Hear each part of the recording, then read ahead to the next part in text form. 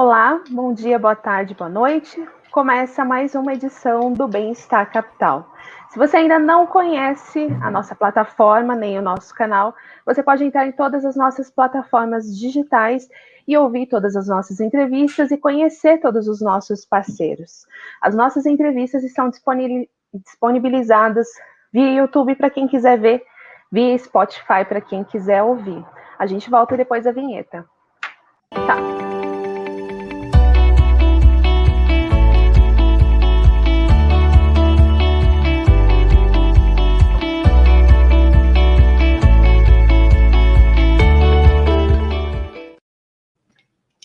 Na sabatina de hoje, o Bem-Estar Capital recebe o jornalista Ricardo Carvalho. Ricardo Carvalho, que já foi editor-chefe do Globo Repórter, diretor de jornalismo da TV Cultura e repórter de direitos humanos do jornal Folha de São Paulo. Hoje se dedica à comunicação ambiental e é diretor da ABI, Associação de Imprensa Brasileira, em São Paulo. Para entrevistar o Ricardo, junto nessa sabatina, nós temos Luiz Pérez, mestre em Economia pela PUC-Rio, e Felipe Desoy Caraballo, mestre em Ciência Política pela Universidade de Lander, e eu, Jéssica Lopes, mediadora do Bem-Estar Capital e jornalista pela PUC São Paulo. Ricardo, muito obrigado pela sua presença aqui com a gente, por você ter aceitado o convite para o Bem-Estar Capital. É um prazer estar aqui com vocês, viu? Para a gente falar um pouco dessas coisas tão importantes. Muito obrigado pelo convite. Imagina. Bom, a gente vai começar a nossa sabatina com 3 rodadas meio que temáticas. A primeira rodada a gente vai falar um pouco de liberdade de expressão e quem vai falar um pouco dessa rodada é o Felipe. Felipe? Tudo bem, senhor Ricardo, então. O senhor não, o senhor Ricardo mesmo. Todo mundo fala a mesma coisa. Mas então, Ricardo, você é autor da biografia do Dom Paulo Evaristo Arns, como você já tinha dito para a gente antes, e o Dom Evaristo Arns, para quem não sabe, foi o arcebispo de São Paulo e também um grande opositor da ditadura militar brasileira. Nos tempos da ditadura, o limite da liberdade de expressão era algo visível e palpável, diferente do que a gente vê hoje. Nos dias de hoje, o populismo acaba usando um véu de legalidade para cercear a liberdade de expressão e se utiliza de alguns limites dos jornais. Tendo em vista isso, como é que o senhor vê as diferenças e problemas de censura e autocensura nessas duas épocas em diferença? É um tema complexo, né? Muito complexo, porque na época da ditadura era mais fácil você visualizar o fato. Ou seja, tinha pressão dos militares, tinha uma pressão explícita em alguns jornais, como o Estadão, o Jornal da Tarde, que tinham censura na redação e resistiram colocando. O censor ia lá dizendo, essa matéria não pode. O Estadão punha lá Camões para preencher o espaço, o Jornal da Tarde punha receita de bolo trocada. Aliás, deu uma confusão do cão, porque as pessoas pensavam que fossem receitas mesmo, iam fazer e dava tudo errado. Mas, enfim, então, era um jeito da imprensa resistir. Isso, a chamada grande imprensa, porque a imprensa alternativa foi heróica. Heróica. Eu fiz uma série chamada Resistir é Preciso, que conta em 10 episódios de meia hora cada um, toda a resistência feita pela imprensa alternativa no Brasil e no exterior. O mundo inteiro fazia jornais de brasileiros exilados, faziam jornais, cartazes de combate à ditadura. Enfim, a censura aí é uma coisa explícita, você consegue. Eu, por exemplo, estava na Folha de São Paulo. A Folha estava, nesse instante, ou naquele instante, segunda metade da década de 70, ela estava querendo se impor à sociedade, aparecer como um jornal consequente e tal, e, portanto, fazendo concorrência ao Estado de São Paulo, ao Estadão, que já tinha um nome, já vinha nessa luta, já quase naquela época centenária, de resistência, de república, etc. Né? E a Folha contratou como editor-chefe o Cláudio Abramo, um símbolo do jornalismo brasileiro. E o Cláudio começou a juntar uma equipe e fez um jornalismo muito consequente. Aí você pode perguntar, mas não tinha censura interna? Eu não vou dizer que era explícita, mas eu, no caso, que era repórter de direitos humanos, por exemplo, você citou Dom Paulo. Eu consegui, através de Dom Paulo e do pastor Jaime Wright, a primeira lista de desaparecidos políticos brasileiros, que foi checada em 2 ou 3 fontes diferentes. Isso era muito importante. E aí eu fui coletando aquela coisa do repórter, e no dia que o Jimmy Carter chegou ao Brasil, isso em 78, no dia que ele chegou, a Folha publicou. Por quê? Porque estava na carta que Dom Paulo enviou ao Jimmy Carter, que era um defensor dos direitos humanos, falando de... Eram 19 desaparecidos brasileiros confirmados, foram muito mais, óbvio. E ali tinham 2 cidadãos americanos, o Paul Wright, que era irmão do Jaime Wright, e tinha o Stuart Angel, que tinha cidadania dupla, que era filho da Suzu Angel, uma guerreira atrás do próprio filho. Aí a Folha publicou. Então tinha uma circunstância favorável. Quando eu vinha com as minhas matérias, eu ficava esperando o editor-chefe conversar com a direção do jornal para saber se podia ou não publicar.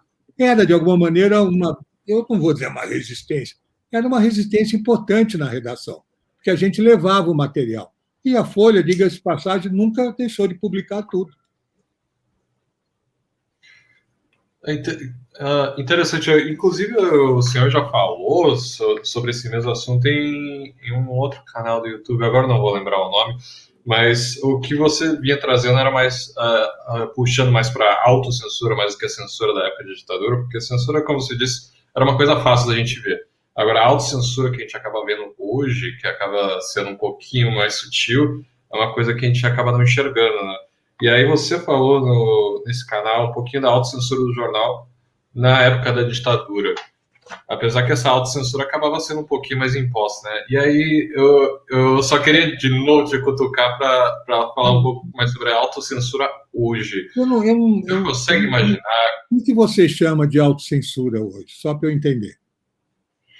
Normalmente a autocensura é quando, por exemplo, a gente pode imaginar alguns jornais que acabam evitando falar mal de, por exemplo, Bolsonaro, ou Trump, antigamente Trump, ou algum outro populista que fosse exatamente para acabar não perdendo, não por perder verba, mas por acabar sendo cerceado de algumas outras formas. O exemplo do Trump, por exemplo, é que ele não permitia o acesso de certos jornalistas de certos jornais.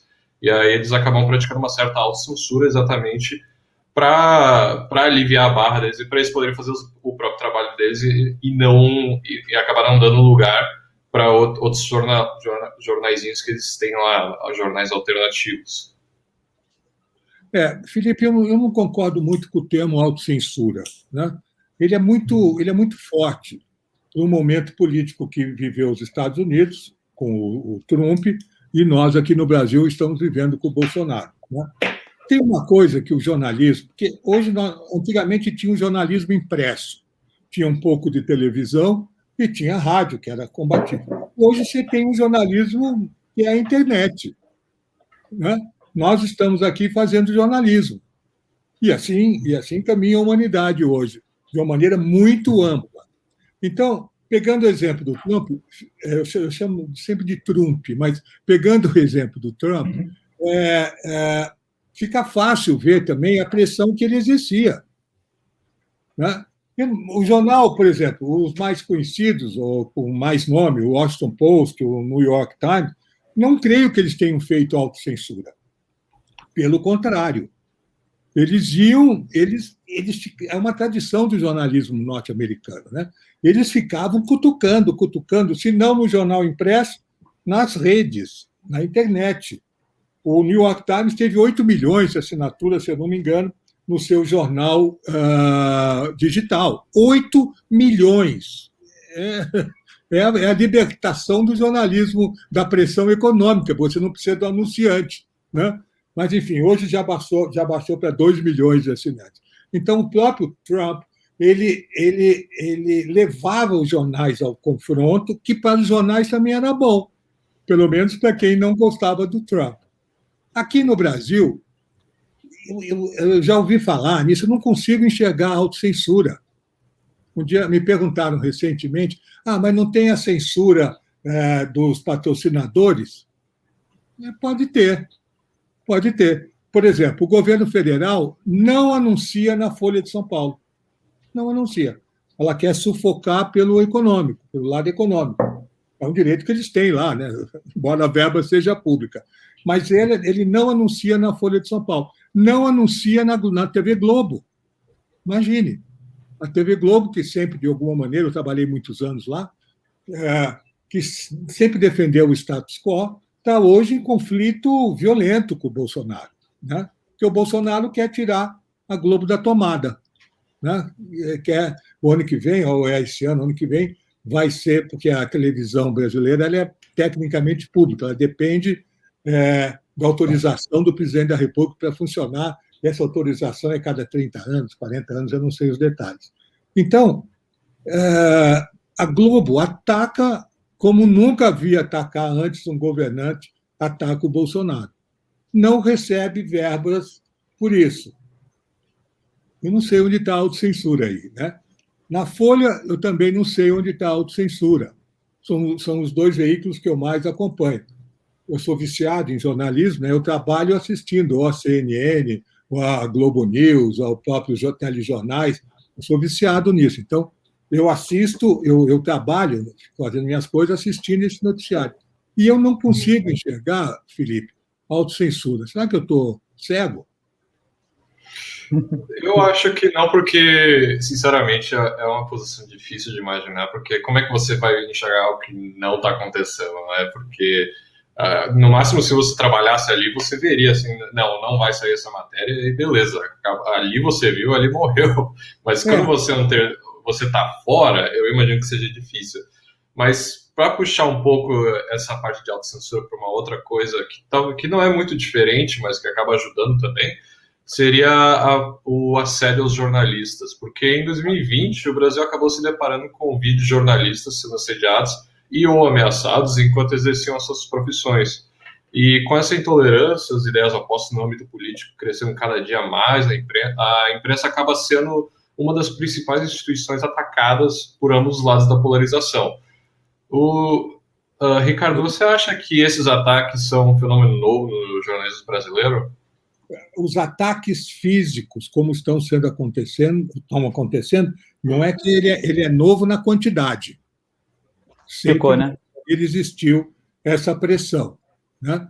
Mas nessa quantidade, a FENAGE, a Federação Nacional de Jornalistas, fez um relatório minucioso da pressão e das agressões ou das ameaças físicas, inclusive, que os jornalistas vêm recebendo no Brasil inteiro, né? É uma coisa séria, uma coisa numa cidade aqui no interior de São Paulo, colocaram fogo no jornal do rapaz, acho que Mococa, não lembro o nome da cidade. Colocaram fogo. Por quê? Porque não gostaram de uma coisa que ele escreveu. E o cara falou, eu vou continuar. Tem um pouco esse lado de resistência, né? Como eu disse, a série que nós fizemos, que eu dirigi sobre a imprensa alternativa, chama Resistir é Preciso. E a gente vive resistindo. A pressão é impressionante, impressionante. Gozado que quando era repórter de direitos humanos na Folha, eu nunca recebi uma pressão mas acho que foi um susto que eu levei, que eu vi um carro preto, naquela época eram os carros pretos parados na minha casa. E eu fiquei apavorado, né? E aí um dia me disseram, Ricardo, nunca te prenderam porque você nunca foi de partido político. Você era só jornalista. Eu achei interessante isso, porque você usou agora essa expressão de ambos os lados, né? E isso acontece mesmo. A notícia é boa quando é a meu favor. Tanto faz que é um dos dois lados. O impeachment da Dilma, para o lado do pessoal do PT, era um escândalo. Para o outro lado, era uma coisa justa, tá certo? Aí, quando a Globo mete o pau no Bolsonaro, a Globo agora é legal, não é? E os outros não acham que é legal, né? Isso que você colocou eu achei muito rico, de ambos os lados. É a leitura que as pessoas fazem de acordo com o que pensam da vida, com o que foram construindo a sua cabeça, que acaba determinando essa observação a favor ou contra. Mas isso acontece. Mas só encerrando, só fechando, nunca no Brasil, parece o Lula falando, né? Nunca antes nesse país houve tanta agressão física e ameaças aos jornalistas brasileiros. Ricardo, antes de continuar, você quer falar um pouco mais da série que você dirigiu, Resistir é Preciso? Onde que a gente consegue encontrar, se a gente quiser assistir? Só faz o seu jabazinho aí. Não, ele está no YouTube, eu passo depois aí o endereço para vocês. As coisas que eu faço eu dou acesso total, completo, porque é importante as pessoas saberem, né? É muito importante. E foi feito junto com o Instituto Vladimir Herzog, né? A figura do Vladimir Herzog, que foi morto sob tortura em 76, 76, 75 eu me peguei. Enfim, e foi o Instituto, e como essa foi uma pesquisa que eu fiz com um outro jornalista brilhante chamado Zé Luiz Arroio, que andou o mundo inteiro com esses jornais alternativos debaixo, um pesquisador debaixo do braço. Tem uma história ótima, que quando ele vinha, ele era exilado. Quando ele vinha para o Brasil, os jornais que ele trazia, um monte.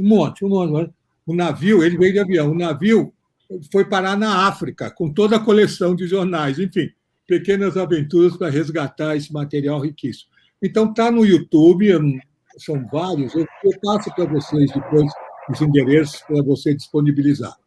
E tem também um que chama Impressões do Brasil, que é a trajetória da imprensa brasileira desde 1808, né, quando foi fundada a imprensa, fundada a imprensa, o jornal Correio Brasiliense, e vai até 1986, quando eu fiz esse documentário. Também é muito rico para pesquisa, para mostrar um trabalho bacana. Ricardo, antes de passar a bola para o Luiz, você falou dos jornais alternativos. E na época da ditadura a gente tinha o Pasquim, a gente tinha o Sol, né, que era um jornal bem alternativo, e tinha um papel muito importante de denúncia, tinha um papel muito importante até de resistência que você falou. Hoje em dia, a gente tem muitos veículos que, dentro das academias, a gente chama de contra-hegemônico, né? E aí a minha pergunta é o seguinte, na sua avaliação, quais são os papéis desses veículos alternativos e qual que é o maior desafio desses veículos para eles não caírem nas mesmas armadilhas dos veículos que são a mídia já consolidada hoje? E eu falo as armadilhas no sentido de os vícios, para não tratar as coisas com os mesmos vícios, com as mesmas, como você citou o Cláudio Abramo, com os mesmos padrões de manipulação, né, em referência ao livro que ele escreveu. Como é que você avalia tudo isso? Não, você diz o Cláudio Abramo, padrões de manipulação, acho que não.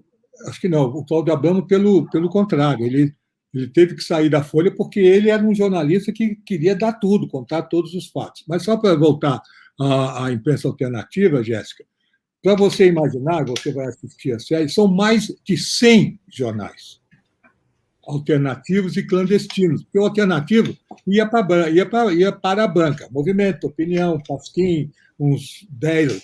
Agora, o que circulava de informação clandestina era uma coisa absurda. Cada partido, cada sistema, 3 pessoas faziam seu jornalzinho e era um jeito de espalhar a notícia contra a ditadura, né? Agora, eu gostei desse nome, contra-hegemônico. Me explica um pouquinho o que quer dizer isso. Eu gostei disso, Jéssica. No caso, quando a gente, nas academias, na universidade, a gente ouve que contra-hegemônico é o jornal que não é a mídia mainstream, que não é a Globo, que não é a CNN, não é a mídia que está consolidada, são as mídias que são mais alternativas. E o grande desafio dessas mídias é fazer uma oposição, que seja uma oposição racional, que seja uma oposição que faça as pessoas pensarem. Mas no seu ver, como jornalista que já passou por tudo isso, você acha que o objetivo está sendo cumprido hoje por essas mídias? Eu acho que nós estamos falando de mídias sociais ou de coisas na internet, de uma maneira geral, né? porque eu não conheço jornal impresso que seja contra-hegemônico, ou seja, como nós chamávamos de alternativos, né? Hoje é muito difícil, até porque o país está polarizado, né? Eu contra ele, nós contra eles, tal, e não consegue sair dessa polarização, que é uma coisa louca. Para mim é alucinante isso, porque eu não sou polarizado, então me incomoda muito ver o país tão polarizado. Então, o que eu vejo, e eu vou checando aos poucos, é pessoas que criticam, vamos pegar o Bolsonaro como o centro dessa história. Então, o que a gente tem? A gente tem o chamado jornalismo na mídia eletrônica, que é contra o Bolsonaro, e tem a mídia que é a favor do Bolsonaro. São os blogs, são os blogueiros, são os youtubers e tal. Então, aí você vai me dizer, mas é muito difícil ter um jornalismo imparcial. Lógico que não existe jornalismo imparcial. Existe a captura, porque eu sou repórter, basicamente. A minha noção de jornalismo passa pela reportagem. Então, tem a captação da realidade e você passar aquilo para o seu público, de uma maneira, não é imparcial, de uma maneira distante, que é o velho e bom lead, quem, quando, o que, onde, por quê. E depois você vai detalhando. Então, veja, na Folha de São Paulo, eu volto ao meu exemplo de repórter, quando eu fui 4 anos repórter nessa área de direitos humanos, nunca teve uma reclamação, porque era o nosso jeito de fazer, não é só meu, não, de todos os jornalistas daquela época. Checava cada informação, ia atrás e, principalmente, não mentia. Só faltava jornalismo mentir, né? Teve um companheiro lá na redação que disse: eu minto sim, eu minto em favor dos operários. Ele foi demitido na hora. É lógico. O pressuposto é de você contar o que você está vendo, e de uma maneira não imparcial, mas com uma distância que você consiga analisar o fato. Não sei se respondi a sua pergunta, Jéssica. Não, tá respondido.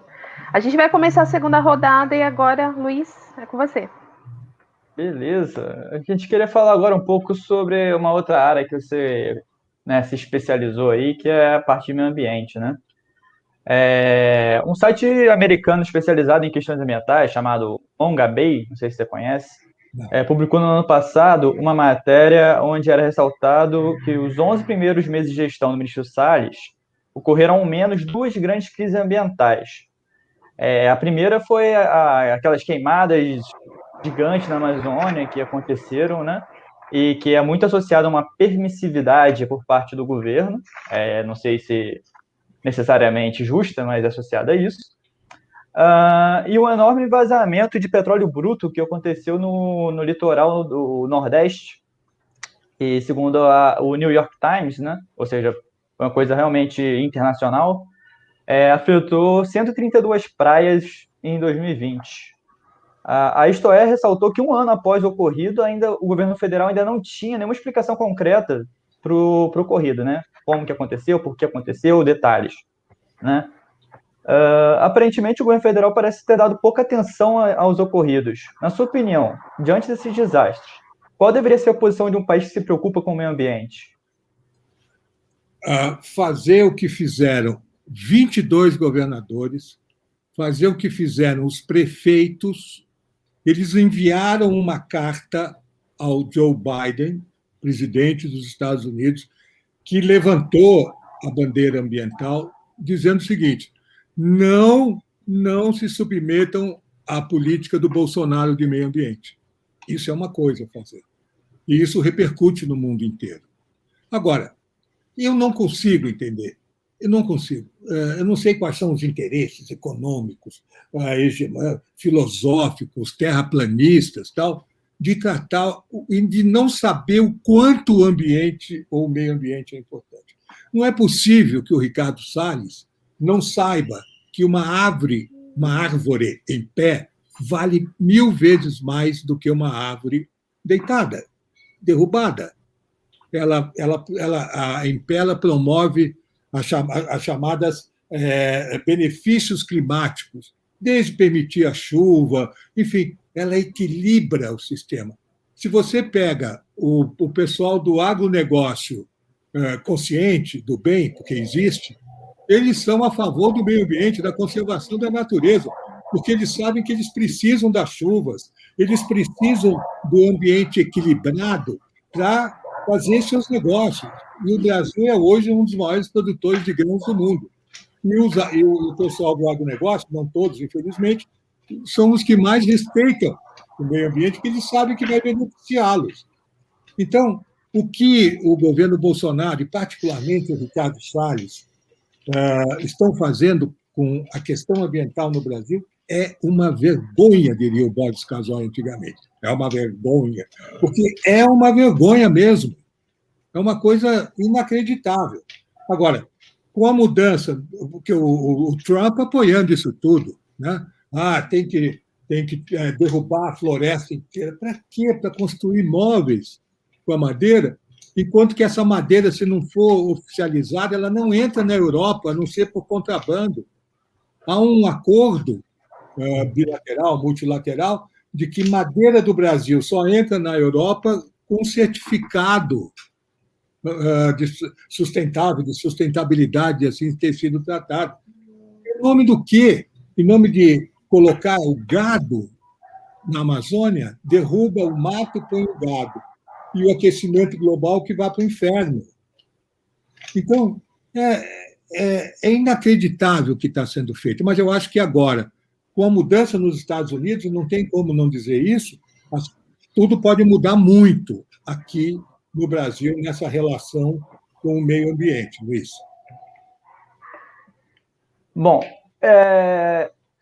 assim, é complicado agora dividir, porque dá muitas coisas para falar a partir do que você respondeu, né?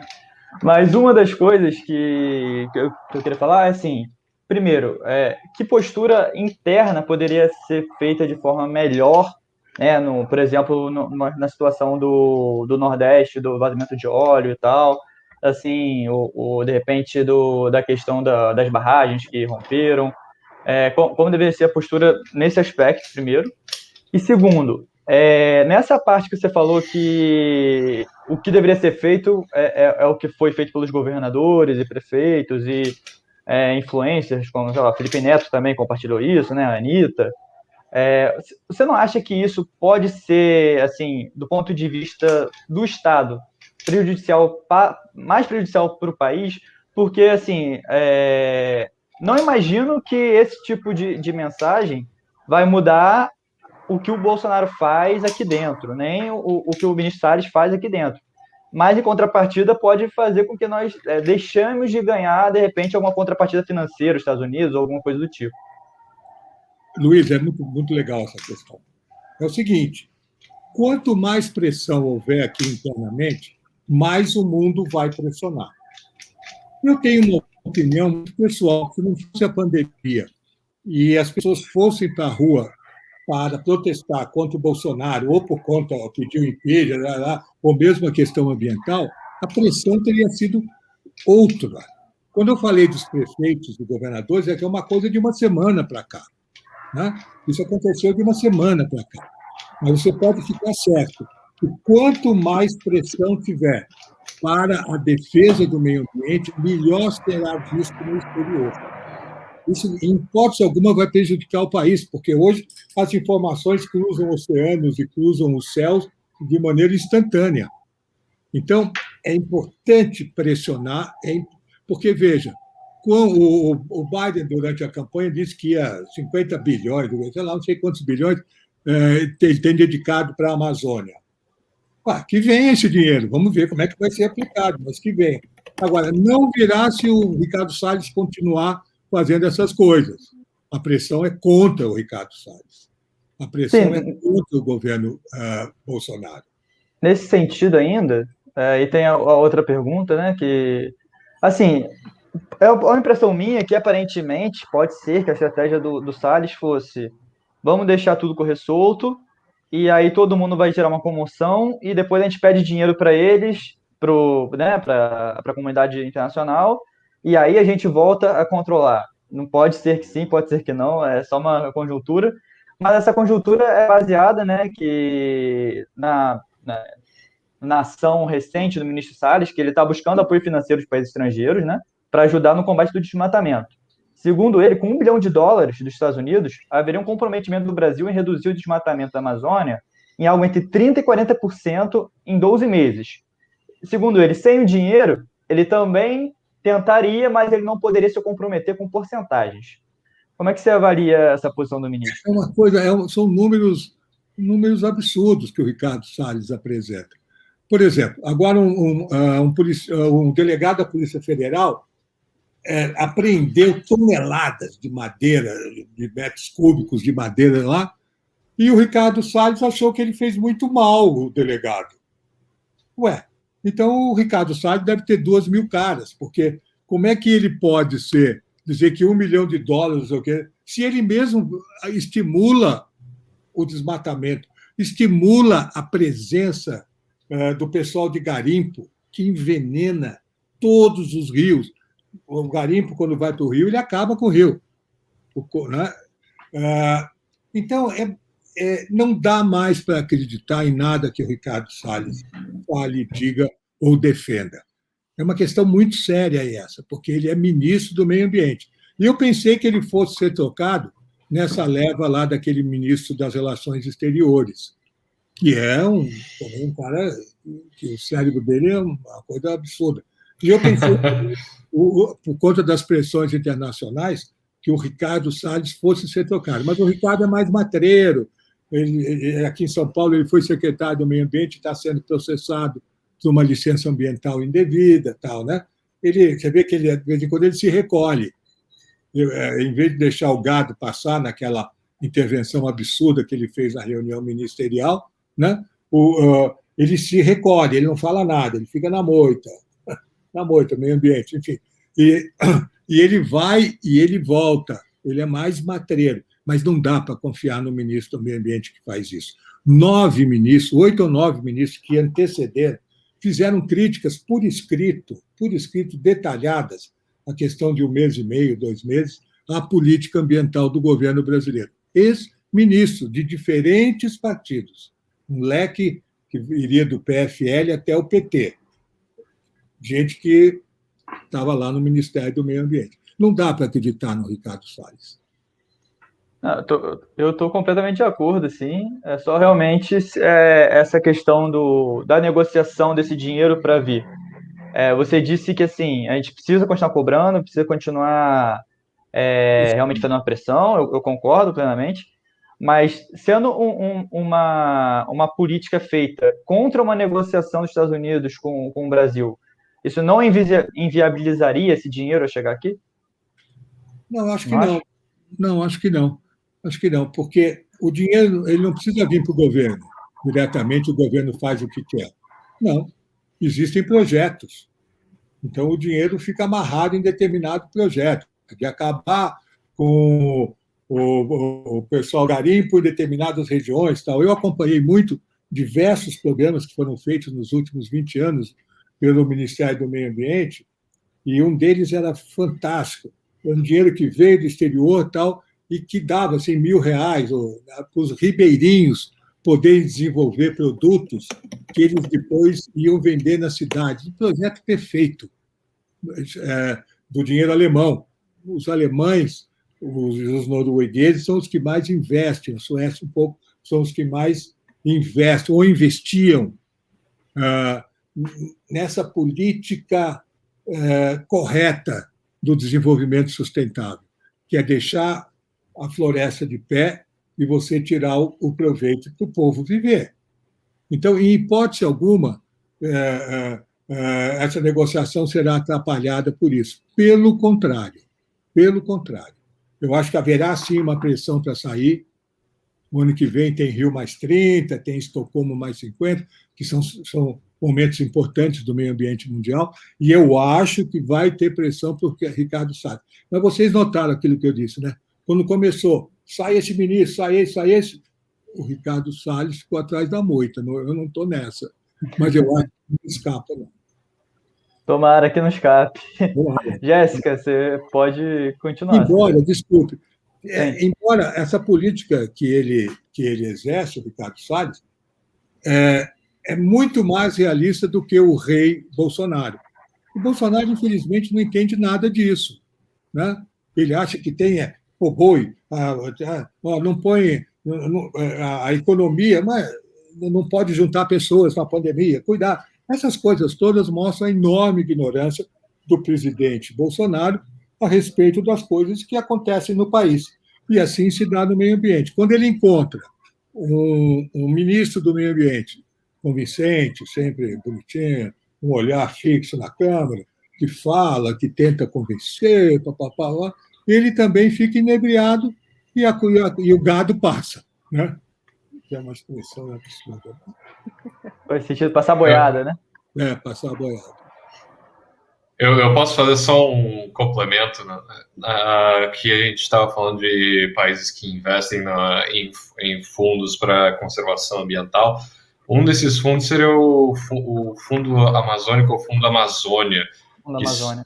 Como o Ricardo disse, a Alemanha faz parte desse fundo, que investe nesse fundo, na verdade, e a Noruega. E também, como o Ricardo falou, tanto o Ricardo Salles quanto o Ernesto Araújo e o Bolsonaro não sabem lidar muito bem com praticamente nada do que é o trabalho deles. Mas a questão é que, pelo menos, o Ricardo Salles ele é um pouco mais recatado e não é tão... Mais esperto. Ele é esperto. Mais escrachado, né? Eu não consigo usar outra palavra além de maluco para falar do Ernesto Araújo. E eu imagino que seja por isso que ele saiu.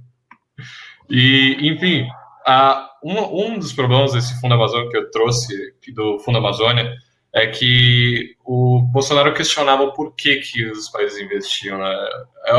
Primeiro de tudo, eu entendo por que ele questiona, por que eles investem.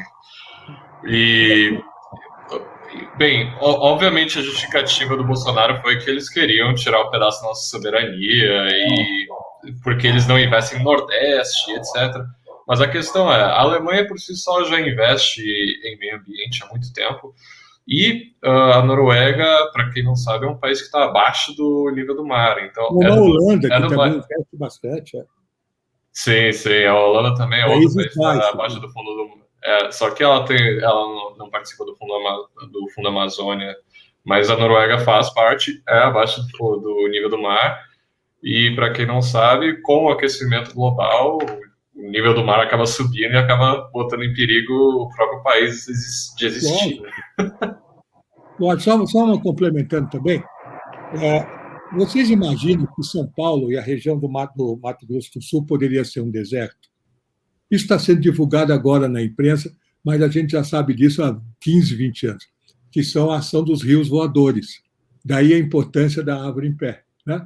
Que cria um movimento climático na Amazônia. Bilhões de litros são evaporados, aí os ventos, o regime de ventos faz bater nos Andes e volta nessa direção de Mato Grosso do Sul e de São Paulo. Chove e torna a terra fértil do hemisfério sul. Agora, se você pega o Trópico de Capricórnio, isso é interessante, vai no mapa, não o mapa de papel, o mapa redondo. Porque a Terra é redonda. Aí, se você seguir o Trópico de Capricórnio, todo ele é deserto, todo. Na África, na Austrália e no Chile, quando ele dá a volta. Menos aonde? Na nossa região. Precisa mais para dizer o que é importante, né? É a única massa de ar, né? É massa continental equatorial, né? É a única massa de ar úmida do mundo que é sobre a Terra, né? Que a gente chama de rios voadores, tal a quantidade de água.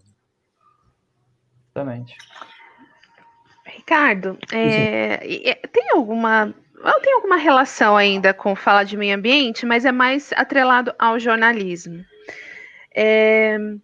Você acha que por qual motivo existem poucos jornalistas que se interessam e querem se especializar na área científica e pesquisando sobre ciência e meio ambiente? Não são tão poucos, porque não aparece muito mais isso, né? Tem uma iniciativa jornalística chamada Envolverde, do DAO, que é uma coisa da maior importância. E foi criado, ao mesmo tempo, uma espécie de, não é um fundo, é uma associação de jornalistas ambientais. São 800 profissionais que lá estão inscritos, né? É que não aparece muito. Você vai na Amazônia, tem rádios que promovem o meio ambiente, prestam serviço às populações que a gente nunca ouviu falar, né? Agora, acho sim que o jornalismo tem que se dedicar a essas questões científicas e à questão do meio ambiente. Por exemplo, lá na ABI, nós estamos defendendo a criação de uma diretoria de meio ambiente e sustentabilidade. Para quê? Para ajudar a formação de jornalistas nessa área, porque não tem assunto mais importante, noves fora, obviamente, a pandemia, mais importante do que meio ambiente, que hoje é resumido no aquecimento global, que, como disse o Felipe, ou resolve, ou não. Eu acho que não resolve. Desculpe o pessimismo, eu acho que não resolve. Tal a quantidade de eventos extremos climáticos, né?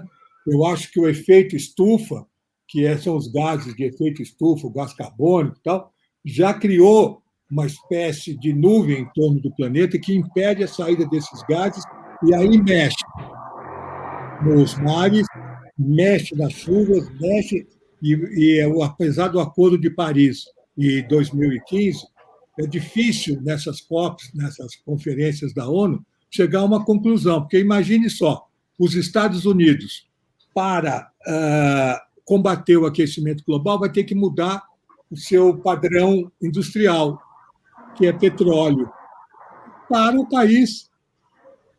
Então, é um conflito muito forte. Eu, pessoalmente, acho que não tem mais jeito.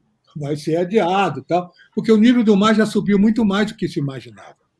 Em 100 anos, ele ia subir 1 metro, em 30 anos ele vai subir 1 metro, ele está lá na Noruega, Holanda, né? E mexe em toda a cidade do Recife, no Brasil, ela fica abaixo do nível do mar.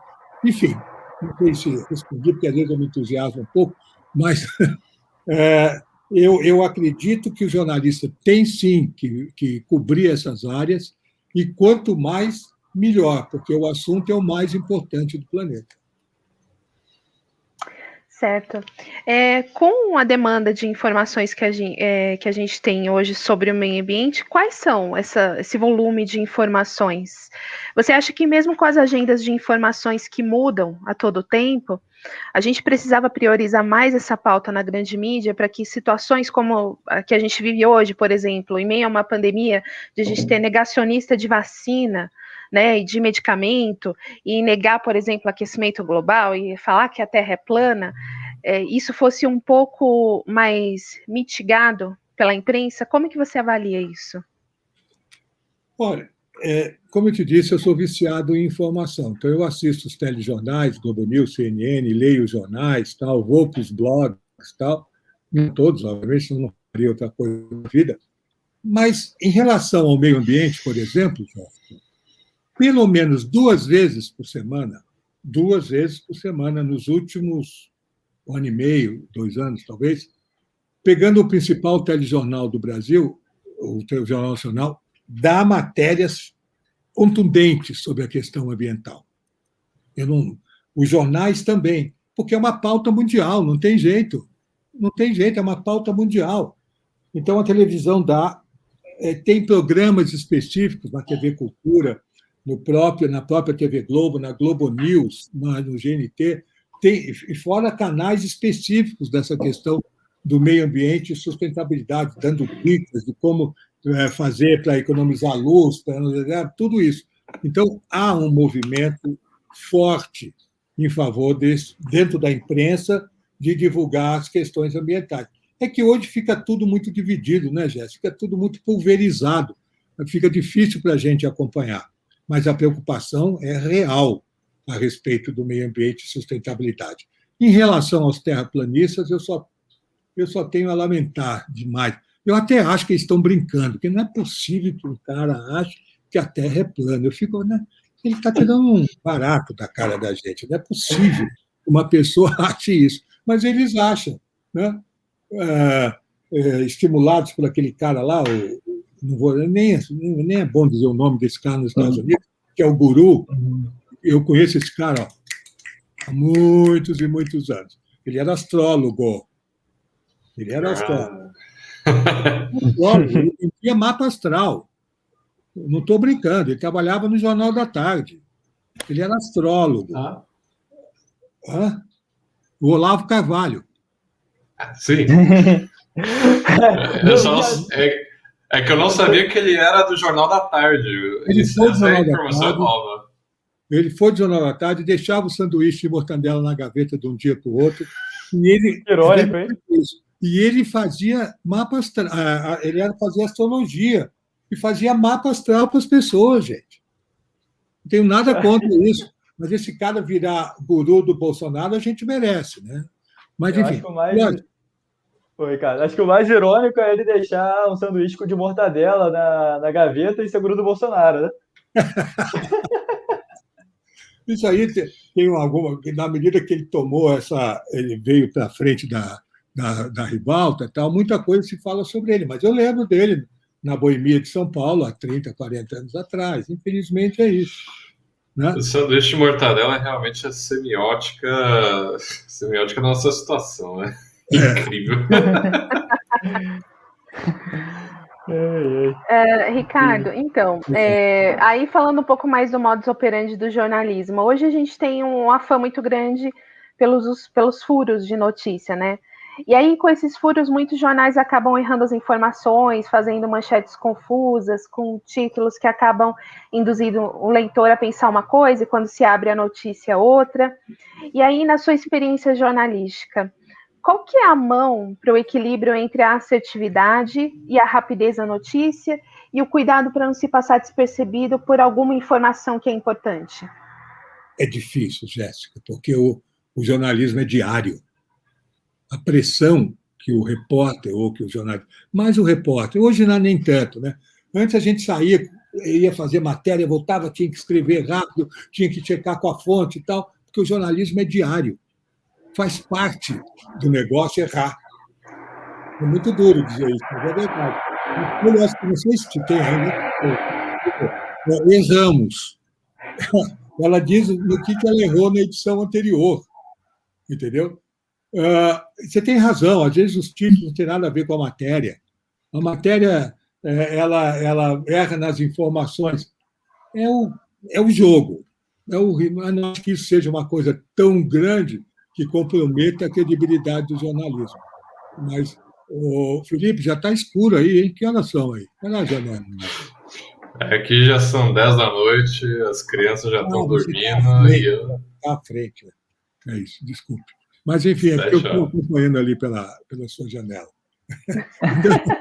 Então, Jéssica, é o preço que o jornalismo diário paga. Não acho que seja muito caro.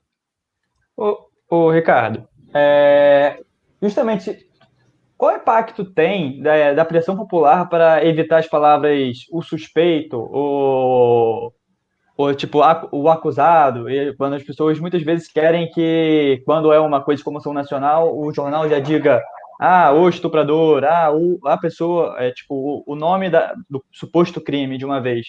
Você acha que esse tipo de... porque a gente tem um movimentos sociais que ficam fazendo essa pressão. Isso pode também influenciar, né, nessa queda assim, de assertividade? Duro também, é outra questão importante. Vou pegar o exemplo deste crápula que matou o garotinho Henri. Você vê como eu falei, crápula que matou. Eu estou me baseando nas informações dos jornalistas. Né? E se não foi ele? Como é que faz? Porque a polícia, tal, mas isso vai ser decidido na justiça. Agora já criou a imagem dele. Então a gente costuma dizer que acho que essa história ilustra bem isso. Um repórter chega na redação e fala com o chefe de reportagem: eu tenho uma notícia ruim e uma notícia boa. Qual que você quer primeiro? Aí o chefe pensa, notícia ruim é que vem de jornal, né? Me dá a notícia ruim. E o repórter responde: hoje eu só tenho boa notícia. Bem característico do nosso jornalismo. Né? É isso mesmo. Boa notícia não vende, não vende. Né? E a tragédia vende. Agora, bom, tem casos célebres, né, de que a imprensa, aquele pessoal de uma... Escola base. Exato, escola base no Cambuci, aqui em São Paulo. Aquele é um dos exemplos mais fortes disso tudo.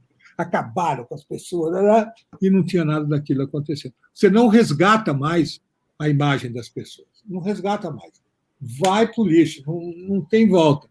Então, é difícil, né? Eu prefiro dizer o suspeito e tal, mas tem coisas que a gente se acostumou com os inquéritos policiais. Esse caso desse Jofrinho, né? Um vereador lá do Rio, não é Jofrinho, Jairinho, é uma coisa de virar o estômago se tudo isso aconteceu. Mas parece que aconteceu. Agora a gente vai esperar o julgamento daqui 7 anos para chamar o cara de canalha, de assassino e tal.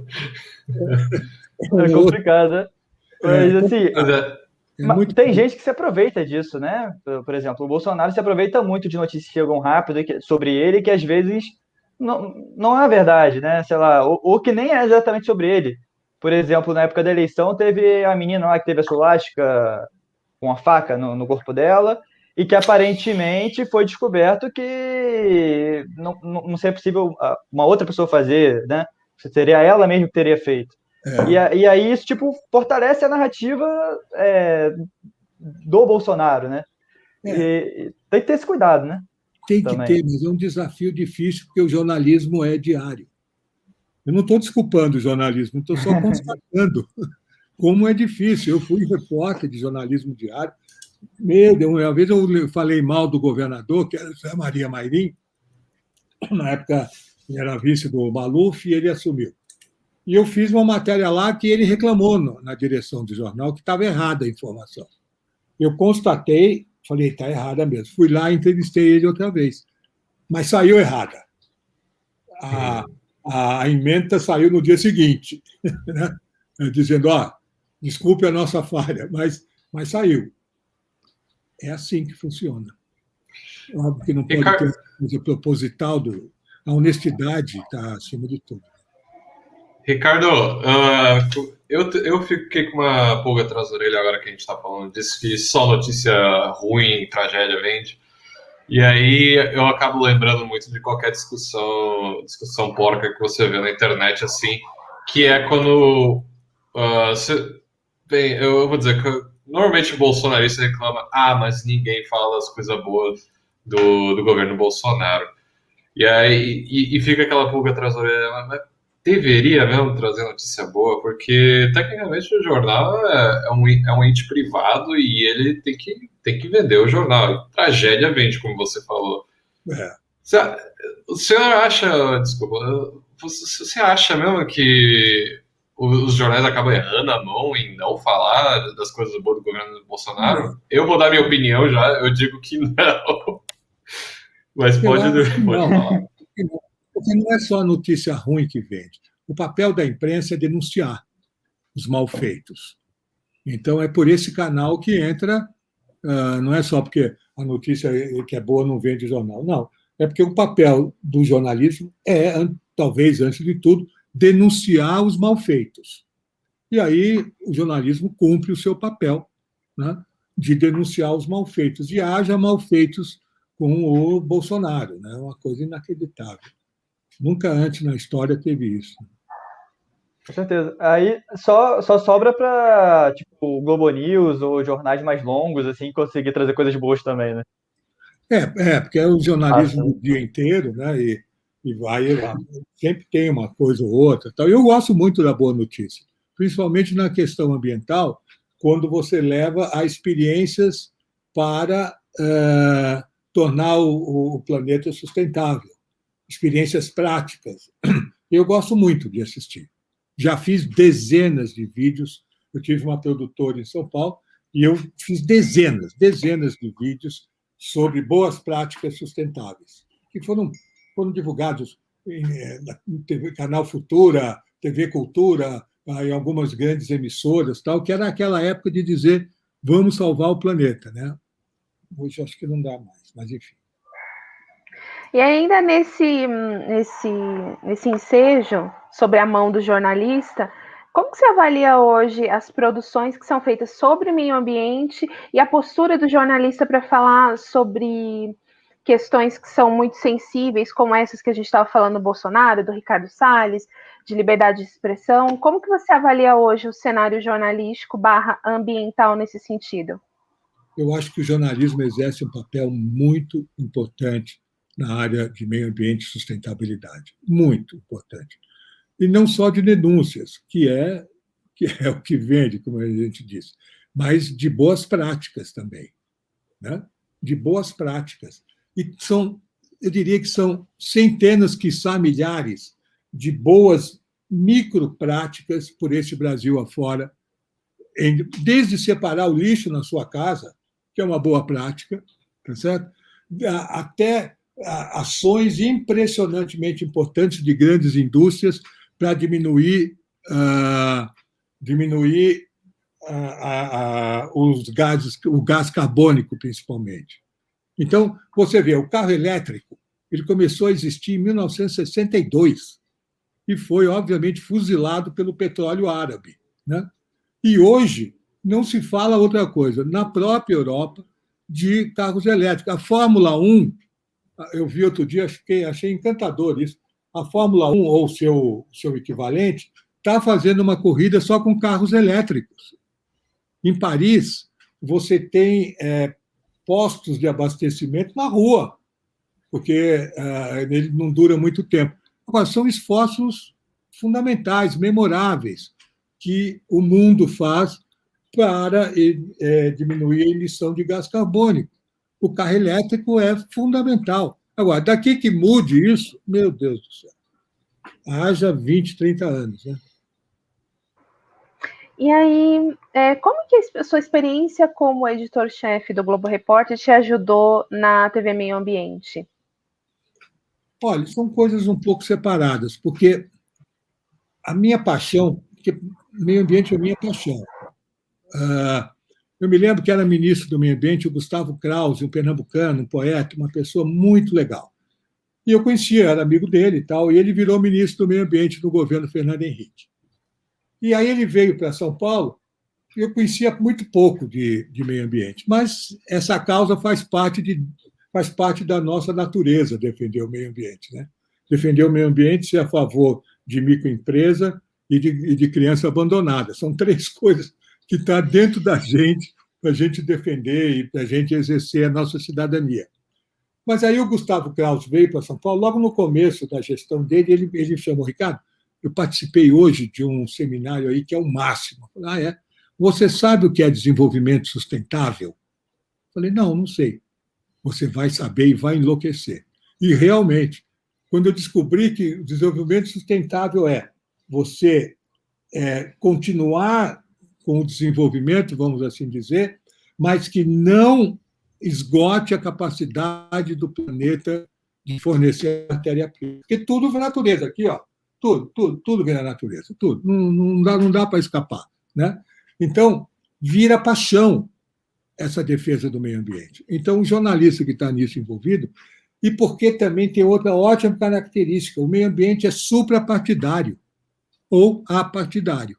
Eu prefiro suprapartidário. Todos os partidos defendem o meio ambiente. Todos os partidos. Deveriam, né? O Bolsonaro está sem partido agora.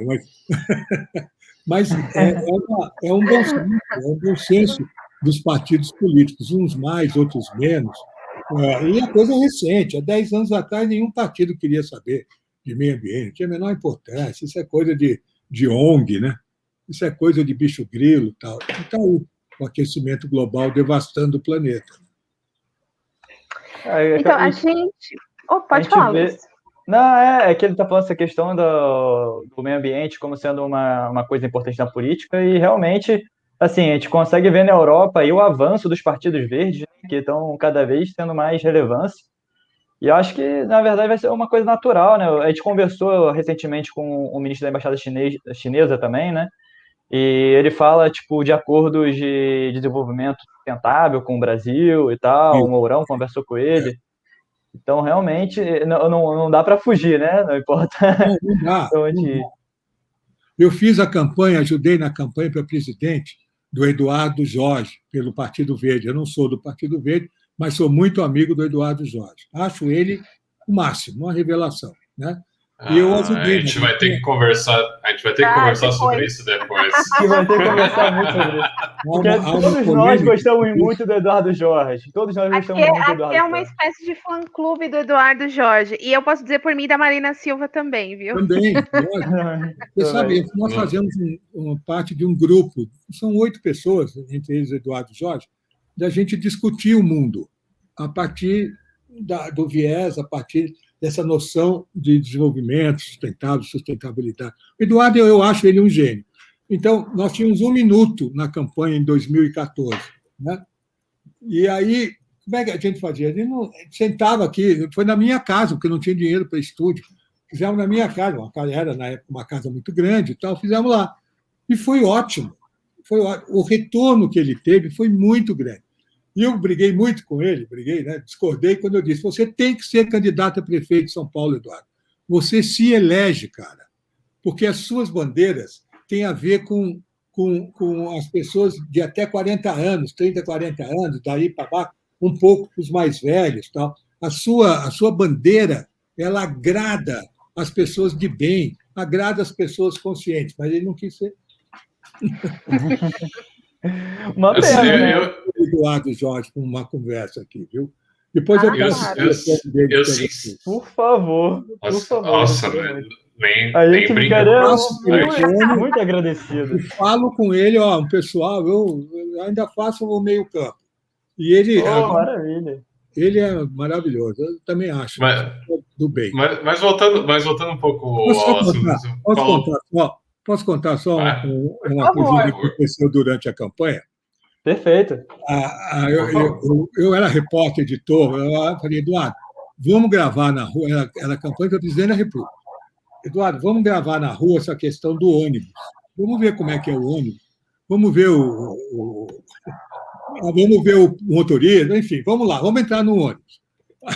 Eu tive que parar de rir, porque é tão engraçado. Aí entramos no ônibus. Entrou primeiro o cinegrafista, entrou ele e entrou eu. 3 pessoas só. Estamos gravando, tal, papapá. Eu e ele já tínhamos mais de 60 anos, então a gente não precisava passar pela catraca. Mas o cinegrafista não. E eu estava sem um tostão no bolso. Aí eu falei: Eduardo, dá um dinheirinho aí para pagar a passagem do cinegrafista. Ele pôs a mão no bolso e tirou uma nota de R$2, era tudo que ele tinha no bolso. Aí o motorista deixou o cinegrafista não pagar. Olha do Eduardo Jorge. Diga, Felipe, desculpa. Não, foi melhor. É a falta de hábito de pegar ônibus, né? Fazer o quê? Ele anda de bicicleta. O Eduardo só anda de bicicleta, para baixo e para cima. Olha. Ele não tem carro. Ele só anda de bicicleta. Tem 70 anos agora. Ele só anda de bicicleta. Ele separa o lixo dele na casa dele, que é irritante. Ele pega o sumo e daí põe ali para plantar não sei o quê. É uma pessoa muito especial. Não, eu entendo como é que chega a ser irritante, porque aqui em Helsinki a gente separa 7 tipos de lixo diferentes. A gente tem papel 7. Quantos habitantes tem em Helsinki? Mais ou menos. Eu não sei, mas se procurar o número de sauna é um pouquinho menos. Porque.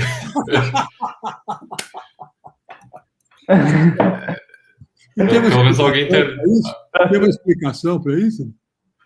Não sei, mas eu tenho a minha própria sauna, é só isso que eu posso falar. mora 3 aqui, desculpa, e praticamente uma sauna, então, olha, tá batendo aqui o número. Ótimo. Vai gerar um corte aí, saunas de Helsinki. Bom, a gente já está encaminhando para o final da entrevista, só que antes aí eu vou ter que fazer uma coisa jornalística que é uma errata minha. Porque assim, eu falei para você do livro do Padrões de Manipulação, que não é do Cláudio, é do Perseu Abramo. Agora que eu dei uma checada aqui. Então, tá vendo? A errata da jornalista também está aqui para... O jornalismo diário. Aí, de repente, exatamente. Errou, não tem nenhum problema. Deixa eu adicionar mais uma errata também. Eu não sou mestre em economia, não. Eu sou mestre em matemática aplicada, só que é mais pro lado da economia. Ah, tá. Então, ótimo. Matemática aplicada, hein? Meu Deus.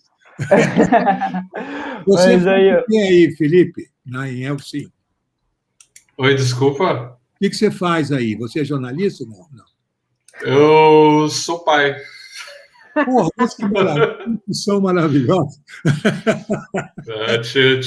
Tirando mestrado em ciência política, só pai, mas nem pai direito eu sou, né? Porque, na verdade, eu sou... Como é o nome agora? Padrasto. Mas vai ser pai. A minha ex-mulher dizia que eu não converso, eu entrevisto as pessoas. Então, a maior dificuldade é conversar. Não. Por que você faz isso, hein? Eu vou até... Dá para pôr o quadro do Felipe aqui grande, por favor? Dá. Vou botar. Sabe por quê? Porque eu olhando no pescoço dele, falei, o que será que está escrito ali? O que está escrito aí? Kinslor. Significa nórdico antigo para família. É o quê? Desculpa. Família, em nórdico antigo. Norte contigo? O que é isso? Nórdico. Nórdico. Nórdico. Mas o nórdico não é só o que se fala em Helsinki? Como é isso? Só rapidinho. Desculpe aí. Relaxa. Depois eu vou cortar isso tudo aí, porque ninguém quer saber tá legal de mim. aí. Mais uma parte legal aí do vídeo. Mas, na Finlândia eles só falam finlandês, e finlandês não tem quase nada a ver com o nórdico antigo. O único país que tem alguma coisa que puxa do nórdico antigo é a Islândia. E é o pior idioma que existe no universo. Não, mentira. O finlandês é quase o pior. Não, eu acho que o finlandês é o pior, na verdade. Na verdade, eu acho que é assim. Porque... Obviamente, hoje fala finlandês. E não imagino que seja. Eu já assisti filmes finlandeses, meio... Não, mas é uma língua maravilhosa, porque é só chegar na pessoa e você fala assim, Minä rakastan sinua, que parece que você está dizendo morre, seu maldito. Na verdade, você só está falando eu te amo. Como é que é? Você só está falando eu te amo. Como é que fala? Minä rakastan sinua. Mas eu acho que o mandarim é pior, cara. Tem muita gente na China que não sabe mandarim. Ou que talvez não sabe nem falar eu te amo, né? Vai ver, sei lá. Falou, línguas ali. Cheio de gente no Brasil que não sabe falar português, né? O Bolsonaro tá aí como exemplo. E eu te amo também. Um monte de gente que também não sabe falar eu te amo em português. É verdade. Como diz o outro, tá ok? Tá ok? Tá ok, né? Tá ok. Mas aí, Ricardo. Fala aí, Felipe, pode falar. Não, desculpa.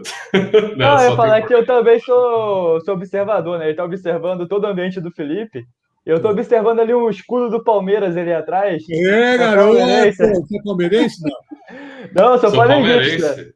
Você é o quê? Eu sou flamenguista. Eu sou flamenguista, o Felipe é palmeirense.